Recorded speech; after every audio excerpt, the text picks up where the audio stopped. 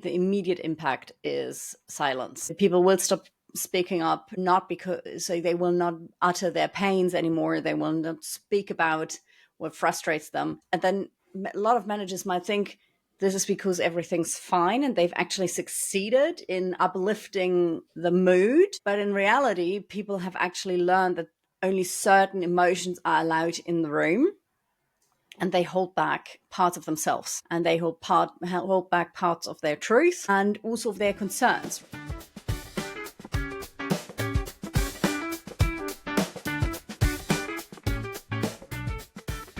Welcome back to Cultures from Hell, the podcast where we shine a light on the darker corners of workplace dynamics and equip you with the tools to build healthier environments.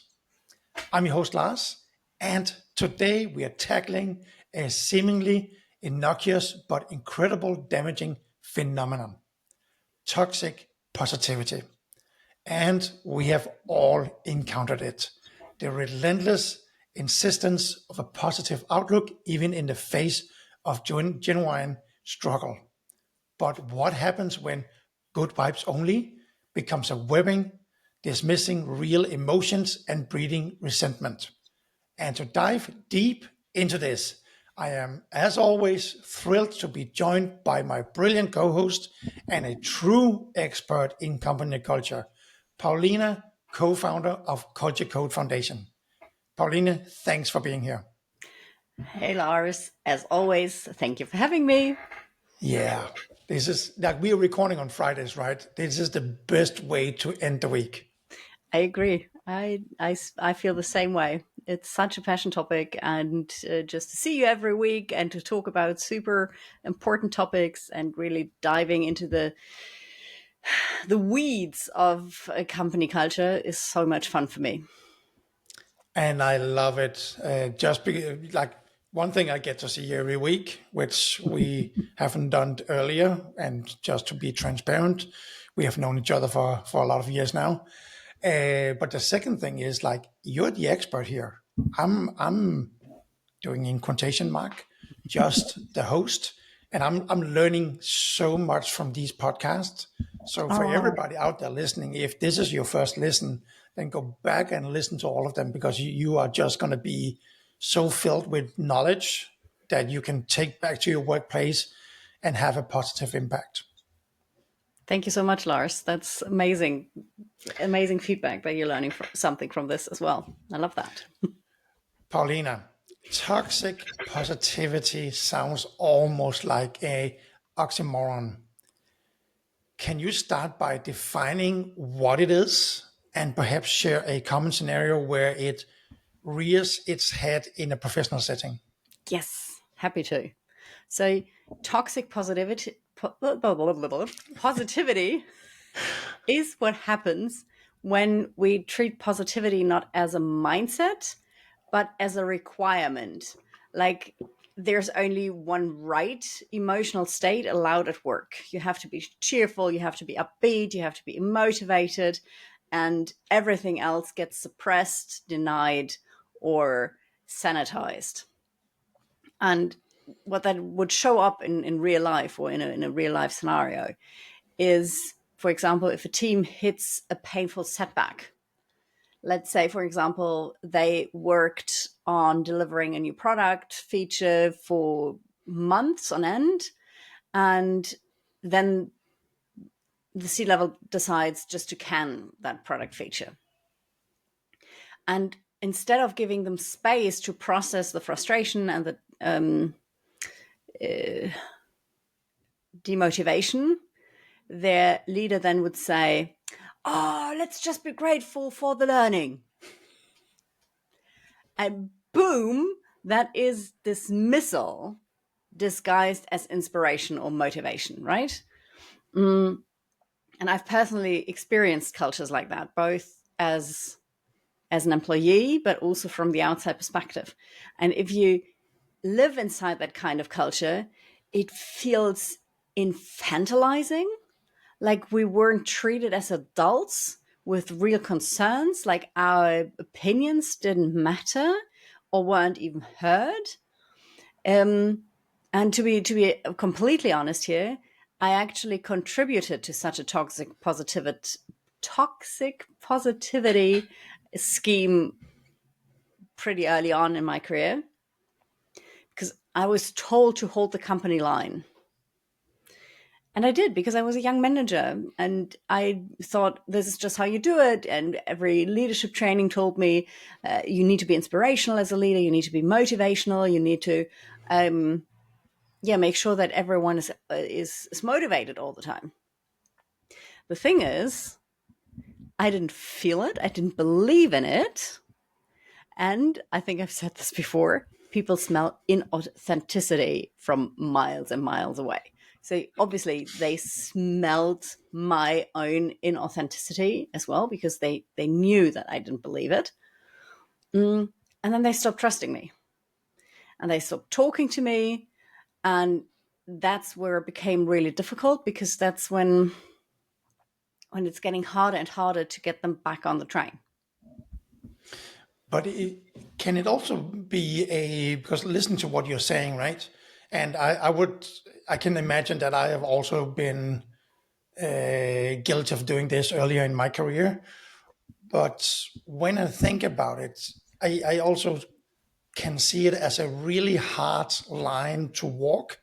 Because again, like you're saying, if you are a leader, you want to stay positive, you want to create that energy and get people to look at the positive things on everything. And I'm guilty of that in my relationship, and my girlfriend is as well. When we sometimes say like, "Oh, I'm sorry to hear that, but there's a learning in this, right?" Yes. And you do it not out of spite or being a bad person. Yeah, I don't know. No, Am I you off actually, here or? no, you're absolutely spot on, because I think a lot of people actually do this not just because they need to hold the company line, but because they really want to help and they want to make people feel good, right? So this is not that is not necessarily something that comes from a bad place. The thing is that people need space to process disappointment and frustration. And I'll talk about this later, but if you don't have that kind of space, that's where it becomes really difficult. And if you're being inauthentic about it, that's when it becomes difficult. What are some of the immediate and longer term impacts you have observed on individuals and team morale? Yeah. So clearly for me, the immediate impact is silence. People will stop speaking up, not because they will not utter their pains anymore. They will not speak about what frustrates them. Not and then a lot of managers might think this is because everything's fine and they've actually succeeded in uplifting the mood. But in reality, people have actually learned that only certain emotions are allowed in the room, and they hold back parts of themselves, and they hold back parts of their truth and also of their concerns, right? And that is also difficult, because concerns can be extremely valid and can be very, very important warning signs that can steer you from your course of success. And as a leader, you don't necessarily have the full picture all the time. And if your people don't share their concerns anymore, you can't take those into consideration, plan for an exit route or an alternative route anymore, right? So you're actually shaving off opportunity to do things better if you shut this down, right? And that's also why long term, if this toxic positivity goes on and on and on, you get what I call the cracked glass culture, which looks polished from the outside, but internally there's micro cracks everywhere.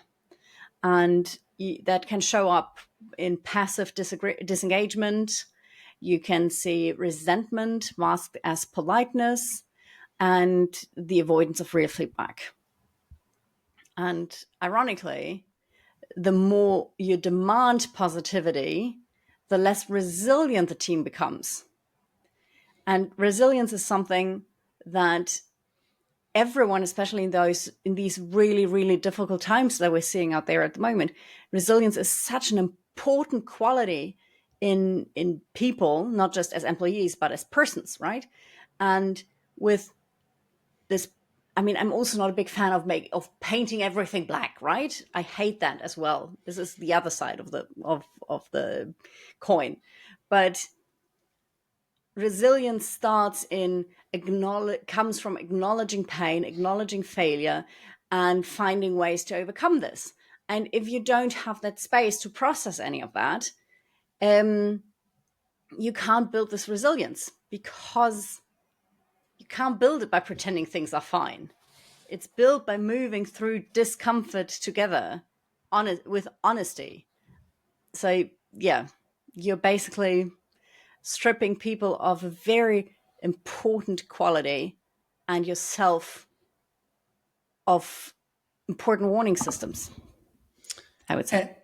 And if somebody is sitting out there right now, they are maybe at work when they're listening to this podcast even, and they want to, like, let's say, look out for um, signs of toxic positivity. Can you give us like three crucial things that someone or this person should look out for when identifying toxic positivity in their own workplace? Yeah. I mean, to be fair, I think everyone who's experiencing toxic positivity already knows, because it usually comes along with this inauthenticity that people register really, really well. But let me drill it down anyway. So, the toxic trio I see most often is good vibes only language in meetings. So if dissent or doubt is constantly reframed as not being a team player, that's when you're in trouble. Then I see surface level check-ins, like, how's everyone feeling today? Great, great. Like, so, yeah. So those moments where nobody really dares to say that they are angry, tired, lost, or whatnot. And then the third thing, and that's probably not as obvious as the other two, but I call it premature solutioning. So anytime someone raises a problem, then leadership will jump in straight to, let's not dwell on the negative, let's just focus on the solution. And by that, again, you're shortcutting the emotional processing. And if you're seeing those signs, the chances are that you're not in a psychologically safe environment. You are in let me coin it as performance of happiness. And I love performance, that not in phrase. performance in the sense of theater act, right? Yeah, I love that term, the toxic trio. I'm, I'm gonna pin that one in my memory. Okay, early on in the beginning of the podcast, you said you yourself have been like the outlet of toxic positivity. But can you share a time when you witnessed a shift from a toxically positive environment to one that embraced a wider emotional range? Yeah, I guess I'm sharing a lot of my personal moments here. So while I can't speak to a full company transformation on this topic, I have seen in one of the teams that I actually led myself moments of emotional honesty cracking things wide open. So I took over a team that was led by by such a positivity hacker who would not listen to like anything negative, who would just frame everything as, oh, what an amazing whatnot. And a powerful tool that I use a lot is what I personally call the Hulk meeting. And that is exactly what it sounds like, a space where people can go to rant. like bitch, moan, scream into the void if they need it. Like really open up authentically, no BS, no filters, nothing. And the only rule in the meeting is get it all out. And once everyone has shared everything that's really frustrating them, and Lars, I know you've been there. I know you've been in situations where you were like, the product sucks. Our sales approach sucks. The customers suck. The Salesforce hygiene sucks. The admin tasks suck, right? And the way we negotiate sucks, and the competition sucks, and everything's just you just want to jump out of your own skin. And so this meeting opens up the space to really put all of this on the table and gives you space and leeway to actually process all of that, and together as well, right? So you don't just this tool doesn't just open up space to process the emotion, it also brings the team much closer together because you share this emotional experience. But the important thing here is not only to have this space, and that's exactly what you mentioned before, right, from your relationship. Now they've had the space to process things, and now it's time to look on the positive side of things. But now it's not toxic positivity. It is actually shifting to what is actually in our control. What can we change? Where do we have agency? What can we influence? And that combo, the venting and the agency and getting back into the driver's seat, that is magic. The challenge here is that leaders need to hold space without fixing. So, and that's really, really, really hard because it's in our DNA to jump in and to start offering solutions or help fixing things. And that's not what this is about. First part of the meeting, vent. Just let them scream into the void. And the second part of the meeting, have the team develop ideas and solutions and just about the things that they can actually control. Because the emotions aren't mess that you need to clean up. They are actually data. And if you don't listen to the data, you'll miss the system failure that's coming. And so listen hard into what is said, because obviously you as a leader also have the job to afterwards talk to other stakeholders and try to fix things or to make things better, because you usually as a leader have more levers within the company to change things. But at the same time, your team needs to feel responsible and able to change things on their own. And that's like the triptychon, right? Venting, have them create solutions for the things that they can influence, and then in the background, try to fix other things that they don't necessarily know about that you're fixing that. Until you fix that, then please go collect the kudos. Yeah, I would say that's an incredibly powerful tool. You just made me look at. No, let me rephrase that. I would say that me as a leader, and hopefully also as a partner to my girlfriend, that I'm very like good at taking feedback and just letting people vent out. But you just said something, especially in a professional context, that's going to make me look at this in a whole different way, and that's a very positive way. That's when you're saying their data. You and I, we come from a software background in terms of sales, and we know data is so crucial for making the right decisions, right? Yeah. So for me, just hearing you say that kind of it just changed my whole perspective, saying like, that's data. I need that. That's wonderful. I love that. Thank you very much. Oh, you're more than welcome. Let's end the podcast here. We have done. Now, so let me turn it around a little bit, Paulina. Here, so if someone is sitting out there like and saying like, oh, I want to deliberately create a culture of toxic positivity, what would you advise them to do to ensure they fail at fostering genuine connection and emotional honesty? Oh, I love this segment of our podcast where we're being as sarcastic as we possibly can be. Oh, yeah. Maybe this is toxic positivity. I'm not sure. But okay, let's give you 3 things that you can do to, really instill this positive, toxic positivity into your team today. It doesn't take long. So you can start every meeting with, let's keep things light today, instead of really asking for anything real. Then you can praise people only when they are cheerful, never when they are candid.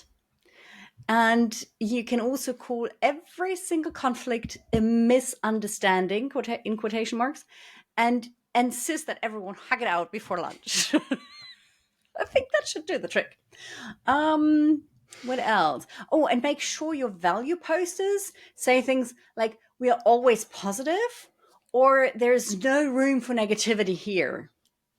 If you do that, I will guarantee you that people will stop telling you the truth, and then you're just decorating the walls whilst the foundation cracks.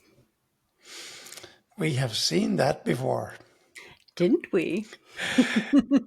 And so what's the single most important thing or important action a leader can take to encourage or authentic emotional expression within the team? Because I would imagine that is a really hard thing. I've seen, or I would say, like almost all leaders that I've encountered, and that includes you, Paulina. One of the first times you meet them, they all say like, "Hey, anything you want to share, just come with me. I can take it. I want to hear everything," and so on. And some mean it, and some might not mean it as much. So, what action can a leader take to make sure that people are actually comfortable doing it? I think the most important thing is model emotional range yourself.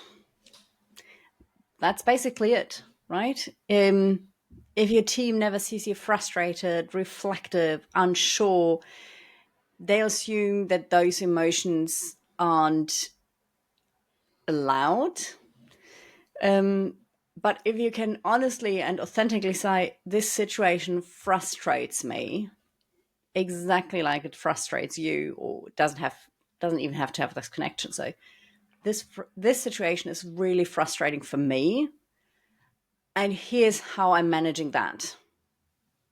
That actually gives the permission to bring the full selves to the table.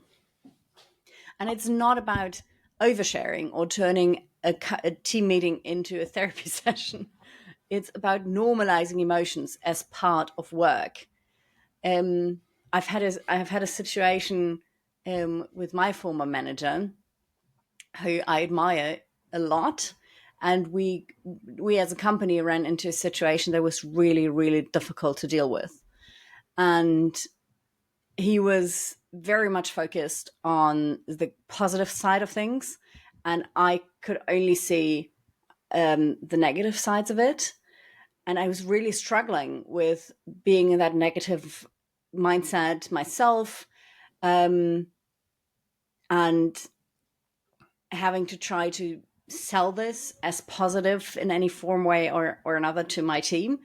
And I was extremely, actually, I think it was you who called me out on that. He's like, Paulina, you have to be honest with them. You have to tell them how much it pains you. And then I spoke to my manager, and I told him, I need to hear from you as well, that there are things about this situation that are difficult for you.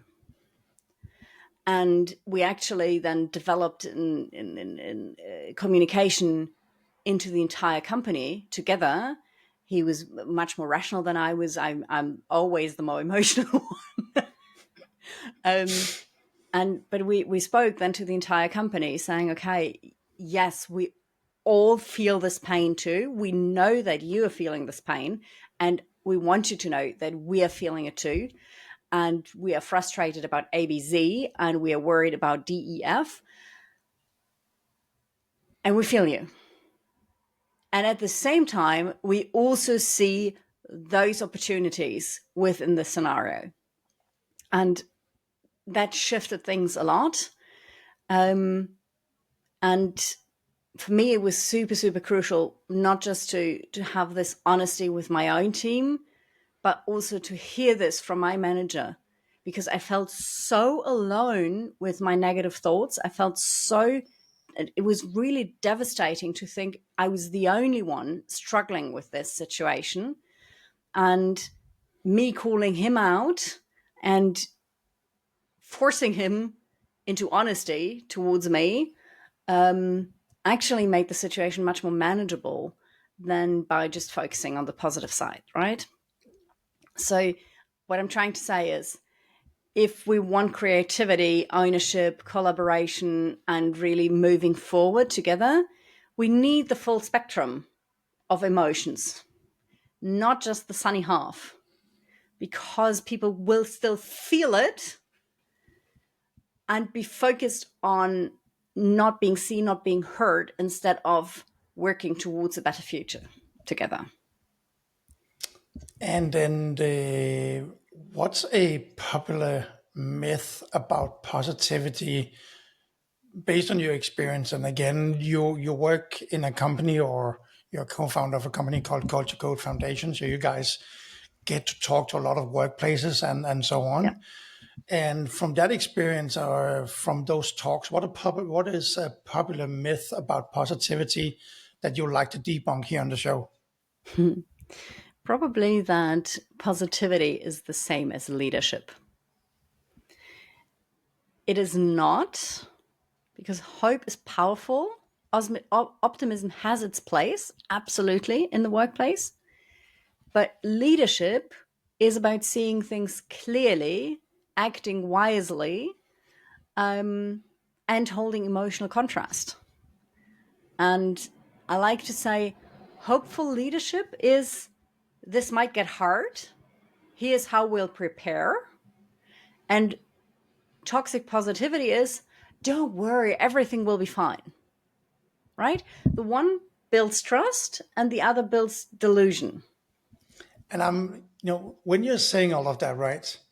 I'm just sitting here and I'm just feeling so guilty. I'm just feeling so guilty because I can't, like, I like to be the optimist in the room. I like to be the positive one. And I can't describe how many times I've said to people, like, don't worry, everything will be fine. Just give it time. It will turn around, or stuff like that. And also being maybe the cheerful in the workplace. I feel so guilty when you say that. But And that's actually really good that you bring this up, because I don't want to discourage optimism or no, hopefulness. I really don't want to do that.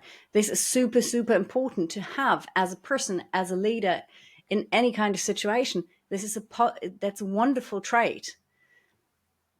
It it becomes difficult, or it becomes hurtful when it just doesn't leave space for the other side as well. That's the only thing I'm trying to say here. Leave space for the hardship, leave space for frustration, leave room for doubt, leave room for struggle. And I mean, especially as man and woman, right? There is this beautiful thing that men want to jump into solutions and fix things, and the girlfriends or wives, they're just like, just listen to me. I don't need you to fix anything. I just want you to listen and understand me. And it's very similar in a workplace scenario. So you can be positive and you can be future oriented without having to fix everything in the moment, and just opening up that space to process the not so beautiful things. And then, yes, please do move on, do move into this into the scenario, what we can do. How can we solve this? How can we make the best out of it? Absolutely, you need this. So please don't feel guilty about being positive or hopeful or optimistic. It's not a bad thing. And now I feel good again because, like, in my relationship, my girlfriend always keeps saying to me, like, that I'm probably the man she have met in her life that is the best listener and not just trying to fix things. That I just listen to what she's saying Oh, that's so and then sweet. just kind of like feeling her pain or her challenges and so on, instead of just saying like, "Oh, let's fix it." I'm just listening, and maybe I should start doing that more That's in a wonderful. workplace scenario. That's wonderful. Okay, Paulina, earlier on in the podcast, you shared a thing from a previous encounter in your life. But can you share a mistake you've made in your own personal journey that became a key learning experience when it comes to this topic? Yeah, that was actually when I was working with a client and I was facilitating a culture workshop during a merger. And someone raised a question about job security after the merger. And you and I, we both know that there is no guarantee on job security in a merger. And I actually panicked in this situation and redirected to opportunity language. I was like, let's just focus on what we're gaining here for now. And then later, a team member actually pulled me aside and said, "You lost us in that moment. We needed you to stay with the hard stuff and be frank about it." And that stung, especially because I was really torn. I wanted to be honest, but I also in that situation didn't know what I was legally allowed to say. So it was really difficult, but it was definitely a moment where I understood that positivity without presence can feel like betrayal, and that has definitely changed how I lead or how I approach such a meeting, how I prepare for such a meeting as well, because you need to be prepared for those kind of questions and have a good answer that leaves room for honesty while being legally okay, and doesn't protrude inauthenticity. Thanks for sharing that Even one. even if I would have just said, I don't know, I don't know. At this point in time, there is a possibility that we need to merge a couple of teams and that some people will lose their jobs. But I don't know. That would have been the more honest and therefore probably the better answer than just saying, let's just focus on what we gain here. Okay, as we wrap up this episode, is there anything else you'd like to add or give a final piece of advice to the audience out there? Yeah, probably this one thing. If you are a leader, please remember you don't need to protect your people from hard emotions. You need to walk with them through them. Emotional honesty will not weaken your team. It is actually the foundation for real trust, accountability, and adaptability. I spoke about resilience before. So if your culture only allows smiles, it will not survive a storm. But if your culture, company, or within your team can hold grief, frustration, anger, and joy, then you're building something real and something dependable. That is a very good piece of advice. Thank you very much. Paulina, we have come to an end. Where can our listeners learn more about your work and the Culture Code Foundation? Yes, you can find the Culture Code Foundation under culturecodefoundation.com or on LinkedIn, which is also where you can find me. And you can also find me and Lars on Instagram. And as always, we will put all of the social media handles in the show notes. So no need to remember anything. Just click on those links. And also, as always, my shout out to everyone listening. If you have a short story about your work experience, your work life that you want to share in this podcast, we would be super thrilled to have you here as a guest.